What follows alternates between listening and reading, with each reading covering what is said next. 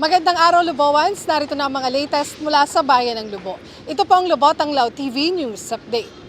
Nagbukas na ang SLP Store ng Kababaihan Sama-sama sa Kaunlaran o Kasama Ka Women's Organization dito sa Bayan ng Lubo nito pong Lunes.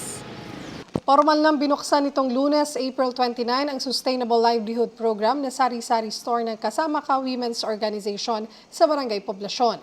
Pinangunahan ni Mayor Lota Manalo ang opening at ribbon cutting ceremony kasama si Konsehal Butong Cuadro na kinatawan ni former Congressman Rani Abu at si Kasama Ka President Maria Eden Ilagan. Tampok sa kanilang tindahan ng iba't ibang paninda gaya ng livelihood program ng lokal na pamahalaan para sa kanila na dishwashing at liquid detergent. Present din ang mga presidente ng organisasyon buhat sa iba't ibang barangay sa Bayan ng Lubo. Inihahanda na ang mga bigas na ipapamahagi ng lokal na pamahalaan sa higit 14,000 pamilyang Lubowan sa ating bayan.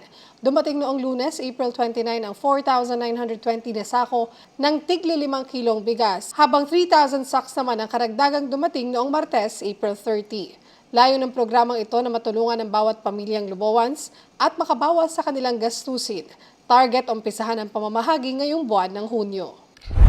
Tinungo naman ng Department of Social Welfare and Development o DSWD Region 4A kasama ang kinatawan ng Municipal Social Welfare and Development Office o MSWDO at Office of the Senior Citizen Affairs ang Barangay Apar ngayong araw, May 3, 2024 upang personal na igawad ang pagkilala at cash gift sa centenarian buhat sa Bayan ng Lubo na si Lolo Recto Mendoza Dote.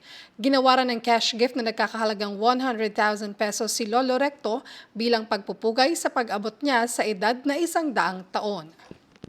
At yan po ang mga latest mula sa Bayan ng Lubo. Maaari niyo pong i-follow ang ating mga social media pages para sa iba pang balita tungkol sa ating bayan. Ako po si Angelic Atienza Romero. Muli, ito ang Lubot ang Lao TV News Update.